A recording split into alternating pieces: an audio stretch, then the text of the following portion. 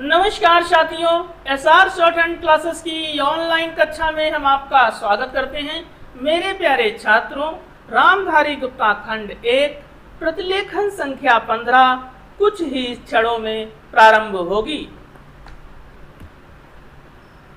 अध्यक्ष जी, किसी भी देश की विदेश नीति अपने में कोई स्वतंत्र नीति नहीं होती है, वरन वह किसी देश की आंतरिक नीति को स्पष्ट करती है।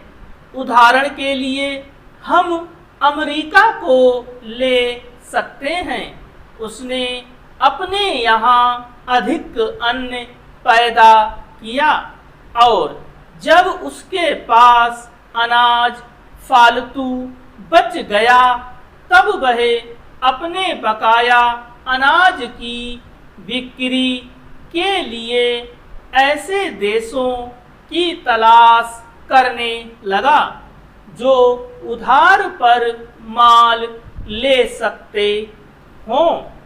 किंतु हमारी आंतरिक नीति ने यह तय किया कि खर्चीले ढंग से सरकार चलाएंगे और स्वदेशी मुद्रा की कोई राशि हमारे पास नहीं बचेगी।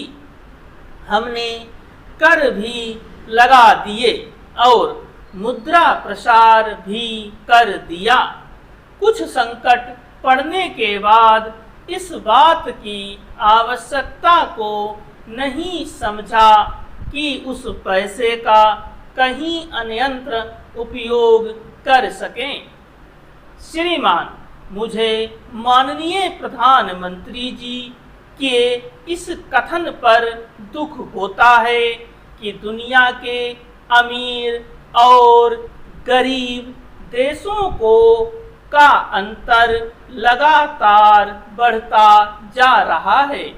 मैं उनसे यह पूछना चाहती हूँ कि भारत की विदेश नीति ने उस अंतर को घटाने की क्या कोशिश की है?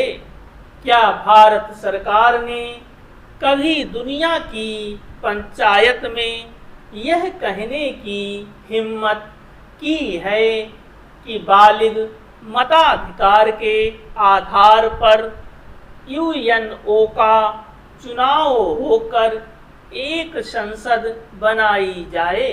और क्या आप में यह देखने की हिम्मत है कि फौज के हिसाब से कर लगाकर एक विकास का खाता खोल दिया जाए?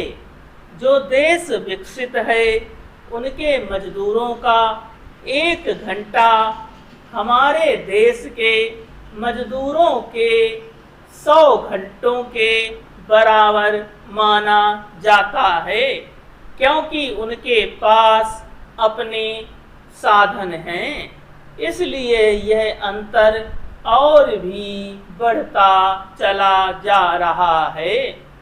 किसी देश के अंदर आंतरिक नीति में अमीरी और गरीबी का अंतर बढ़ता चला जा रहा हो और वह दुनिया के देशों में विद्यमान अमीरी और गरीबी के इस अभिशाप को समाप्त करेगा, यह समझ में आने वाली बात नहीं है।